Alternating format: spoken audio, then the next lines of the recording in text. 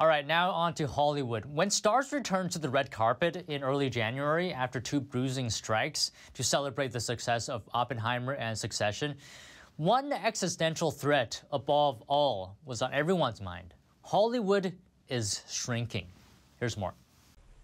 Is Hollywood shrinking? After 2 bruising strikes, that's been the question on everyone's minds as stars make their way back to the red carpet. From fewer original series and movies, I'm gonna find you and take what little you have, to more scrutiny on production budgets. I seek outings and adventures. Entertainment executives, agents, and bankers Reuters spoke to all say the era of peak TV is over. I want to tell the opposition, cut their throats! One of them even called it the Great Contraction. So what does that mean for Hollywood? There are signs of the contraction everywhere. It'll be prominent when Walt Disney, Warner Bros. Discovery, and Fox report quarterly results this month. Analysts estimate broadcast and cable TV ads will be down 7% from last year. Next year doesn't look much better, with ad revenue forecasted to fall another 7%.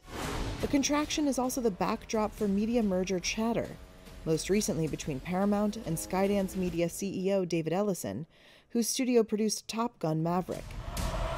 Streaming services were supposed to carry the industry into the future, but are struggling to reach profitability after years of profligate spending. Most streaming services are charging more while delivering less new content. The overall number of scripted series is expected to shrink dramatically from the pinnacle of 633 shows released in 2022. I don't know what the future holds, so... Executives say the industry is slowing down. It's taking longer to greenlight shows. Fate is not decided up there, but down here. And shows that fail to grab an audience are being canceled quicker, and seasons are featuring fewer episodes. One senior television agent calls it the New World Order. The movie business is having its own existential crisis, as once reliable formats have fallen flat at the box office. Big-budget superhero movies have been falling short of expectations. So insiders say studios are shifting gears and focusing instead on fewer but more ambitious endeavors, hoping to deliver Oppenheimer and Barbie-sized cultural and box office impact.